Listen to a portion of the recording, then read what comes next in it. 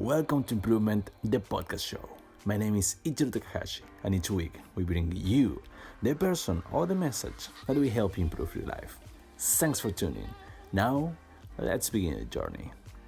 What you're going to listen is part one of the conversation I had with Lawrence, spiritual.oneness on Instagram, and Darius, Maha Rivera. I am not sure if I pronounced it correctly. It's Maharibera on Instagram. I could tell you that we talked about human nature from a psychological point of view and from a spiritual point of view, but that will not be enough. Basically, the idea that I presented was that it may be useless to resist this dark side of humanity. That hate will find its way to survive. In simple words, we will never get rid of hate and violence and aggression and war. I think it's part of our nature to crave and desire power, to dominate and control others, to serve the self. And it's also part of our nature to react and fight against that. Think about this. Throughout history, humanity has fought an unthinkable amount of wars. But if some of them hadn't been fought, perhaps we will not be where we are right now. Death, sacrifice, is rooted inside of our subconscious. We know that works. We know that violence and aggression works. And let's go back to the creation of the world according to ancient cultures. Every myth about creation contains darkness, light, fights, and death. But it's also true that everything we know is limited by our level of consciousness. So if we want to find better solutions to our problems, we have to raise our consciousness. We have to reach the next stage. And I believe it's possible. I believe we can. There has to be other way. So yeah, basically our conversation was about those two concepts, the dark side of humanity and raising our consciousness. One last thing, if you notice that I didn't talk too much, it's because as a host, my mission is to put the spotlight on my guests. It's not about what I have to say, but what they have to say. So I could avoid my unnecessary ranting. Yeah. Without further to say, please enjoy. Do you think that in order for us to raise our consciousness, to become totally present and aware and reach this state of enlightenment, so to say, do you think we need this sort of process where we fear and we suffer in order to reach this state? I think that anything outside of the present moment is what facilitates the opportunity for fear or anxiety. The present moment, as I have come to understand it and experience it in my own life, is really the only thing that is real. That's where the magic happens. Anything outside of that is an illusion of sorts. You know, we are all connected in the present moment. We are all one in the oneness of consciousness.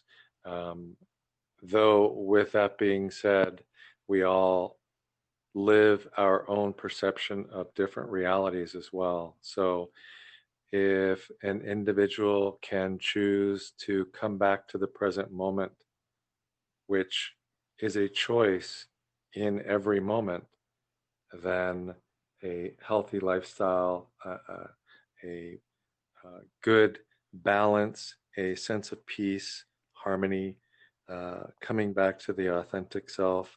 I think that's where the balance is, if I'm on point with your question there.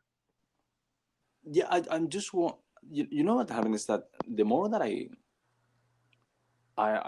study about around history and religion and the spiritual world, and the common factor is that without darkness, so to say, there is no light. Correct. It's the balance. That's what I'm sort of hinting at in my previous uh, comment there. Everything in the universe seeks a balance in the present moment. Without fear, there cannot be love, and without love, there can be no fear, even though I believe fear is an illusion. Um, Light, dark, dark, light, everything within balance. Um, Balance is key for everything as we move forward in our lives. Anything outside of that balance has us feeling outside of ourselves, I believe.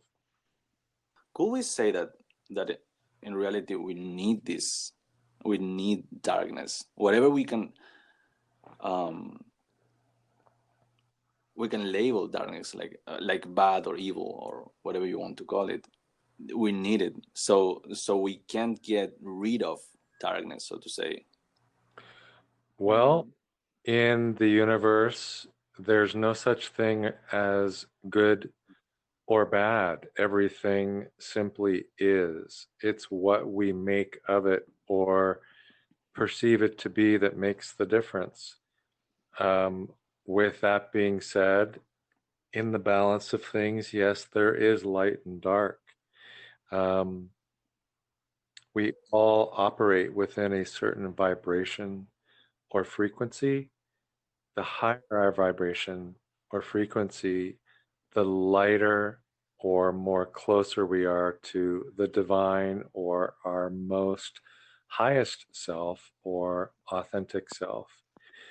In the lower vibrations where fear can said to be exist, that is um, where the opportunity to fall down, so to speak, or fall into the well of fear exists.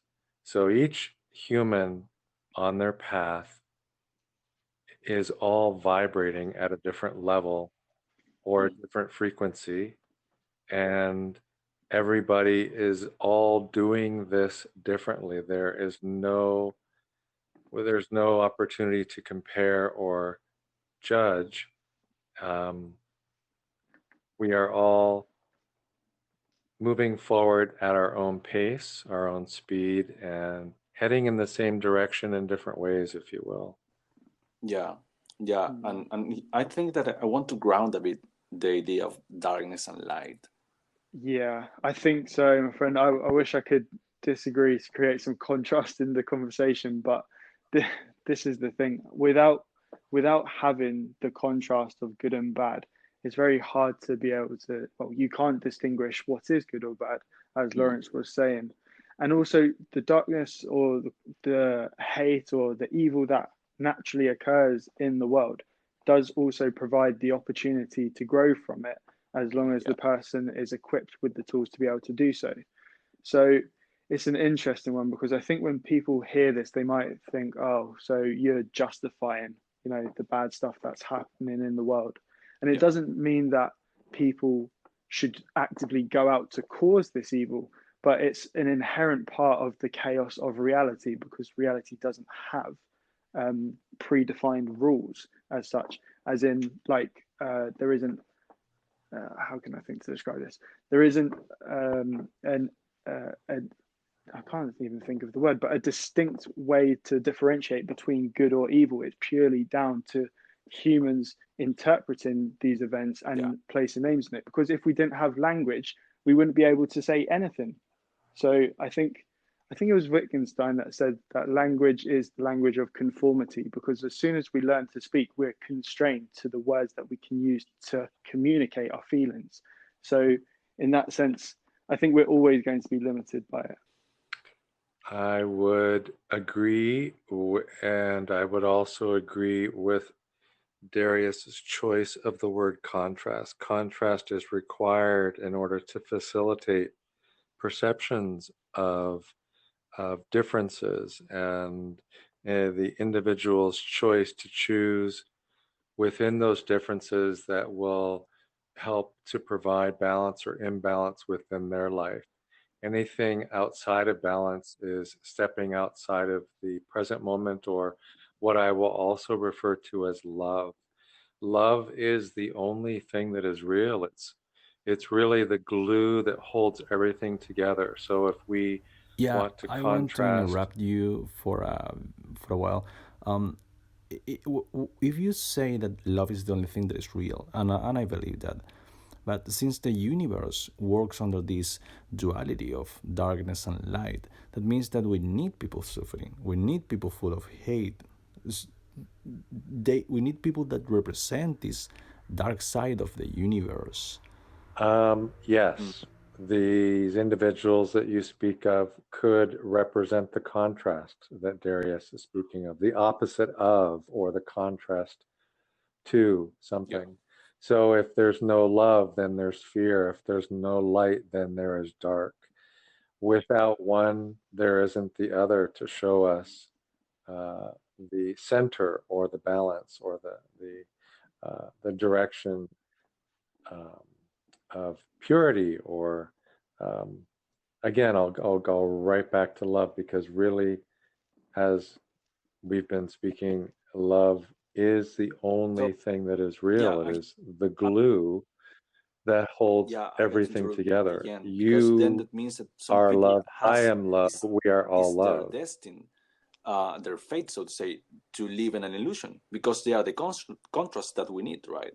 So yes, and this will lead to the next piece of information I can share with you, that we are all on different levels. No one is better than the other for any discernment or judgment. Everything simply is. Everybody vibrates at their own level. When you come into a lifetime, you come into it with a specific agreement. Okay, guys, here I am. Take my voice as a transition into something new. Right now, we had some connection issues with Lawrence at this time, and what you're listening right now is me on post production. So I had to cut a bit of the conversation, but here you go. Do you agree with the idea that we're expressing right now? Do you have anything I to see add, what you're maybe? saying. I see what you're saying. Yeah. So I know earlier you mentioned hesitantly whether the racism was maybe a necessary part or part of our human nature, to be able to generate the good in the world to come from it. And I think Mm. racism, as we've always seen throughout history, there have always been minority groups that are subjected to the opinions of the masses because, say, for whatever reason, it's a scapegoat. It could be for political reasons that the government blames a minority to divert attention away from themselves. It could be for various reasons to shift the blame to a smaller group of people that are less able to protect themselves. Now, I don't think that is necessarily required for humanity to be able to move forwards. I think it's more just a part of our biology or a part of cognitive biases that we have where we just look to make sense of the situation and justify our own position. So, sorry. Yeah, yeah, but you know what's interesting? But if you take away the minorities, you have this this again this darkness, this sadness everywhere in the history of the humanity. Mm-hmm, No matter mm-hmm, where, no matter how, mm-hmm, right? It, it's not absolutely necessary, but I just see that, for example, for us to be able to be connected, Lawrence in the States, I am from South America, from Chile, you on the UK. mm-hmm, For us to just to be able to hold this conversation freely, mm-hmm, freely, like what means being able to talk about anything freely, a lot of people had to die in different wars. mm-hmm.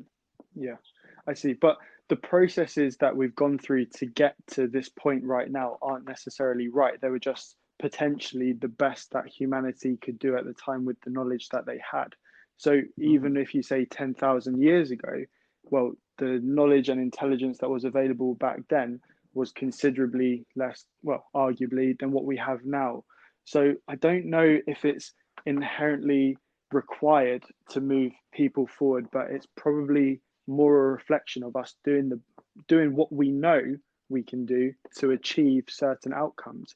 And also with this darkness in the world, there is still the ability to exercise it in different ways, because just if someone is in a aggressive mood and feeling angry doesn't mean that it is justified for them to go out and attack somebody, but they could go and lift weights and exercise that energy in a different way. Do you see what I mean? So I think with all of these things, it's a case of judgment and a case of either doing what has been done before, this like tribal mentality, or I don't know, trying to find a positive that can come from the negative. Yeah, but for us to understand this idea, because yeah, you can go and lift weights, right? You don't need to go and, I don't know, like involve yourself in a fight or whatever. But for us to be able to understand what's good and what's bad and to be able to control it, we need to be aware of it and of the definition of good and bad, right? Mm-hmm. And I believe that you're aware, and I believe that you, Lawrence, are also well, and I'm pretty sure I'm aware. But this might be a good segue for this other concept that is our level of consciousness. So you have people with a lower level of consciousness and people with a higher level of consciousness. Mm-hmm. And I believe that we as humanity, we have to move into this next stage, this next level of consciousness. Mm-hmm. So how do we raise this consciousness, this level of awareness? So I think the way to help people as a collective raise their consciousness is, instead to be focusing on everybody else, for everyone to focus on themselves. Like the expression, you can't change the world unless you change yourself. That is fundamentally true, because really we can't actually make anybody do anything. We can only suggest things to them. Otherwise it's coercion. Then we shall focus on the individual, not on the collective. Yeah, but by focusing on the individual and raising their consciousness, you will then collectively be raising the consciousness if everyone were to be focusing on themselves. And also, when people are focusing on themselves, they're able to extend their knowledge and their beliefs to people that are closer to them, that might be shut off to external influences, but they trust that one person. So because of the closeness of those relationships, if you start affecting individuals, if individuals start taking responsibility for their mindset, for the way that they view the world, for their education, for their intelligence, then we would in effect be increasing the collective consciousness, I believe. Yeah. There is one consciousness, there is a one collective consciousness, and all of our own individual consciousness is simply a fractal of that. How an individual chooses to operate within their lifetime is determined by their awareness or their level of vibration. If they come into a lifetime and choose to remain unaware and asleep, if you will, that is their choice, and they may leave this lifetime not having ever woken up.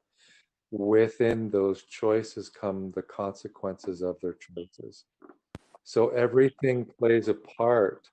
Every piece of the puzzle adds to the larger puzzle, if you will, if we want to call that puzzle a collective consciousness. There is such delicate balance within all of the chaos of all of this. Again, I'll always take it back to this idea of love. You know, for me, I've come to believe and understand that it is either yin or yang, again, in the balance. So there are two types of people in the world. There are service to other individuals, and there are service to self individuals. Service to other are divided or separate from the collective, seeking to only serve themselves, and the service to other are about the connection or the collective, serving the community, doing for one another. It's either divided or connected. It's either love or non-love. Everything that is occurring within the world all plays on this formula. You can bring it all back to this idea of division as in separateness from the wholeness or the oneness or the collective, or a separateness. Is the individual separate from? Why are they committing murders? Why are they leading in a fear-based way? Why are they seeking power or greed or selfishness to serve the self and instead of to serve the whole? So it takes away from the collective consciousness when someone is serving I'm sorry, themselves. Lawrence, but I'm totally aware that you understand what love is, and that's the reason that I like to consider you a friend, and also you, Darius. I'm pretty sure you understand this concept, and I now understand this concept, but and understand this also. I grew up full of hate and resentment, like really mad, right? And I took a lot of bad decisions before I understand this concept of love. So I had this darkness before the light, right? So again, I will not be right now talking with you, weren't by because of my past of darkness, so to say, right? So for me, it was necessary, totally necessary. Well, your enlightenment is not a destination, it is a journey. Definitely. So everything you've been through, from your darkest moments to your most light-filled, loving moments, is all part of your journey. Everything brings you to the present moment. Definitely. And then in the present moment, you continue to move forward to that next present moment. It does not end. It's not finite. It continues even after every lifetime. You know, the highest level of enlightenment is the most purest form of divinity or highest light, which is the God self or the highest collective point of consciousness. However you refer to that within your belief system or your whether you consider yourself a religious person or a spiritual person, however that is for you, you have landed where you are because of every choice and every decision and every consequence. And here we had another connection issue. Here I was telling this story. I lived right next to a car shop, and around January, if I'm not wrong, there were some protests due to socioeconomic and political stuff. And I can't remember the day, but around 8:30 p.m., 9 p.m., a group of people jumped into this car shop, and they set, like, I don't know, 8 cars on fire. And I use this just as an example, but sometimes I feel that the only time a protest leads to a conversation is when shit goes wild. So I was wondering if we are doing the right moves, if this is so rooted in our subconscious, in our nature, that this is the only thing that we know that works. So there's no way to know if we're doing the right thing or not, ultimately. But the one thing is that if everything is an expression of our consciousness, then even the riots and even the chaos, even the burning of cars and what have you, is an expression of that also. So I think we can't ever really say what is right or not, because ultimately, if all of this chaos happens and we do reach the end goal, which we do want, then perhaps it was necessary after all.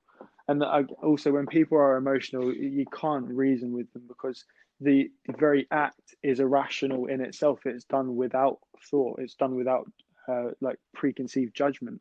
So I don't think you'll ever be able to control people from doing things when they are angry, because that is the whole point of it. And also, when it comes to political, unrest or issues with the government, if people have followed the rules, if people have tried to do the so-called right thing by voting and all of this sort of stuff, and that hasn't got them anywhere, then in a lot of people's minds, the alternative solution is to do the exact opposite of that. And whether that's down to a lack of education or know-how or whatever it is, I don't think we're ever going to be able to really change that, because even if the expression itself appears negative, it's probably in the majority of cases being done with good intention. Is there any type of psychological explanation of that? Sure. So we have something called our locus of control.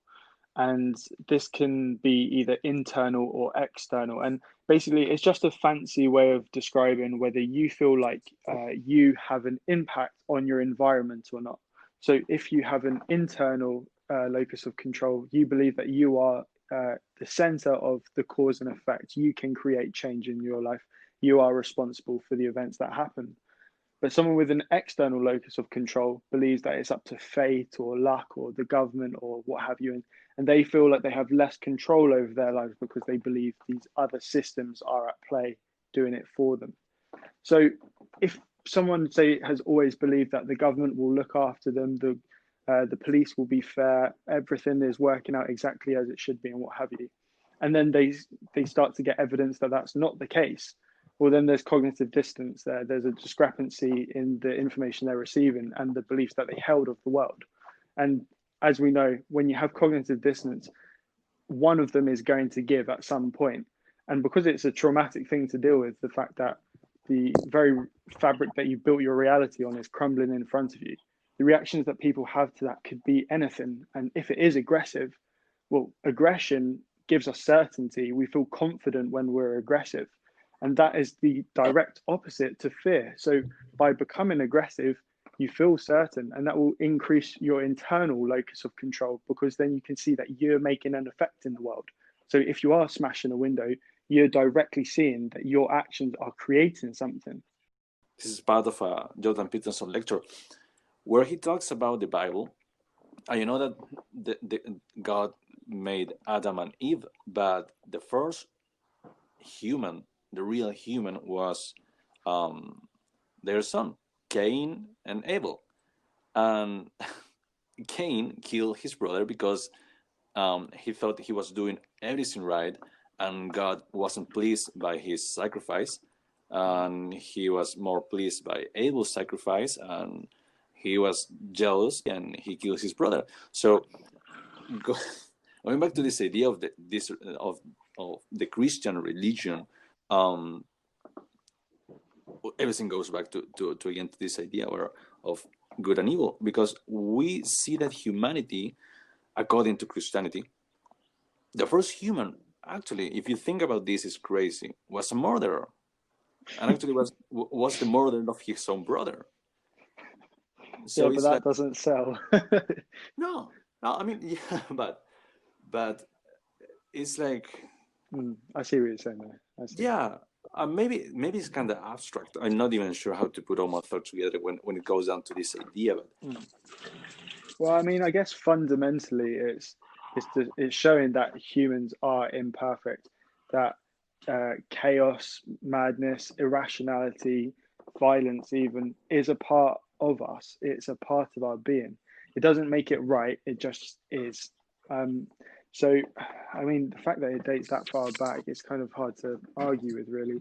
I don't know what the answer is, to be honest. I don't think anyone does know what the answer is, and I think it was Jordan Peterson that said that if someone does claim to have the answer, you should run from them because they're not to be trusted. I think we're all going through this at the exact same time. The only knowledge that we can acquire is from our experiences or from the experiences of others, but no one is living ahead of time. They can't see what is happening. So all we can hope to do is make the best informed decision with the knowledge that we have at our disposal. Other than that, it's out of our hands. It's okay if I hate someone who is full of hate? Well, if you hate, then you're not loving. And so if you're not loving, then you're separate from your authentic self or your divine self. Yeah, right. If you have hate, you have fear.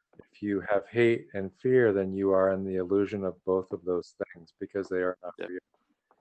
The feeling of it, or the emotion that is derived from the fear or the aggression or the hate that you feel, is an authentic emotion. Every emotion is important, and it must be felt, acknowledged, and processed.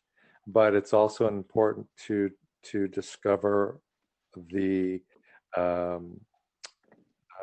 reason why you have this. Where is it coming from for you, and why are you choosing or deciding to feel this?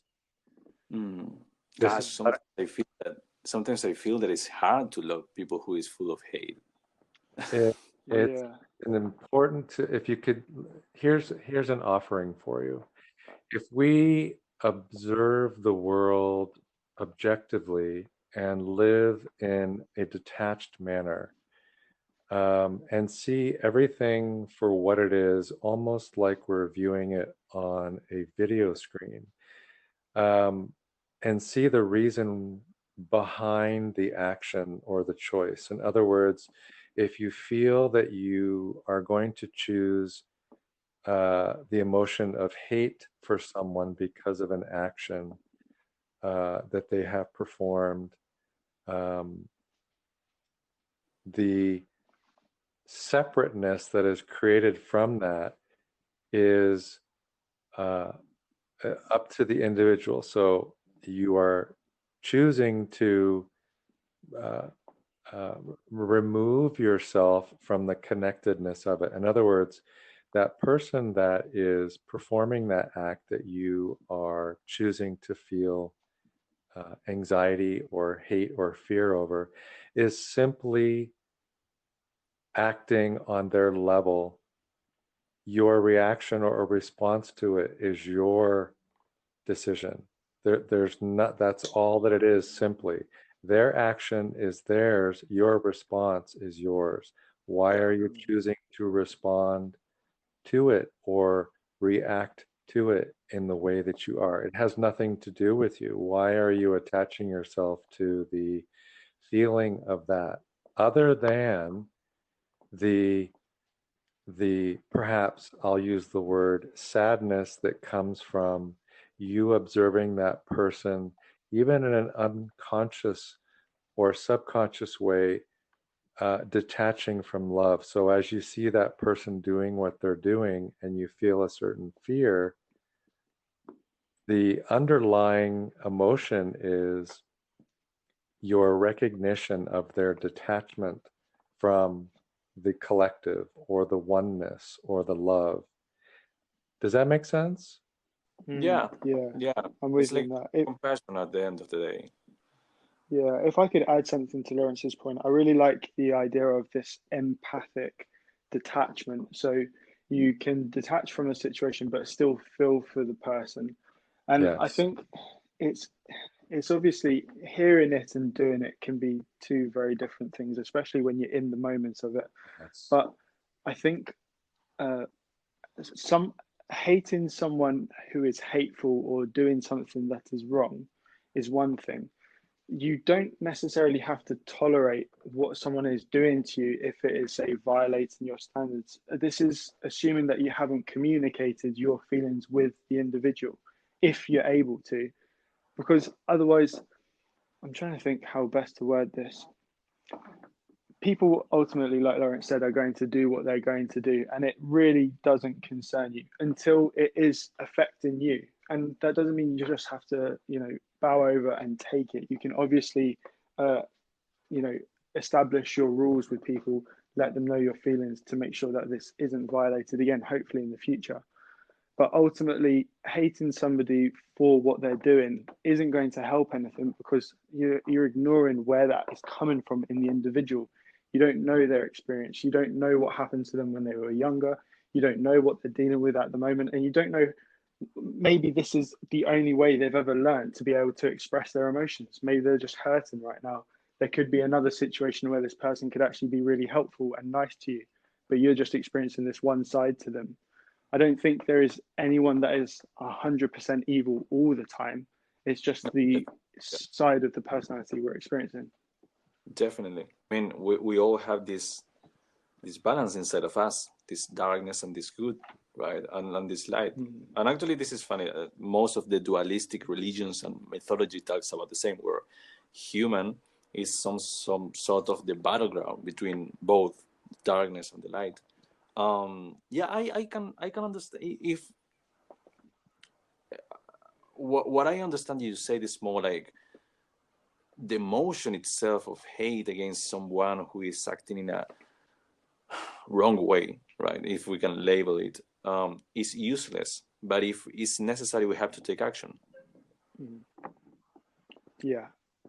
I Mm. mean, that is what I would suggest. I would imagine just because things that are happening, say to you or around you, are bad, whilst yes, you should be able to empathically detach from it because it doesn't necessarily concern you. It's not your responsibility to raise the vibration of everybody else. It doesn't mean that you have to just sit there and constantly tolerate someone that is violating your rules, or being hateful towards you. You're obviously still autonomous of yourself. Yeah. So that's the distinction I'm trying to make.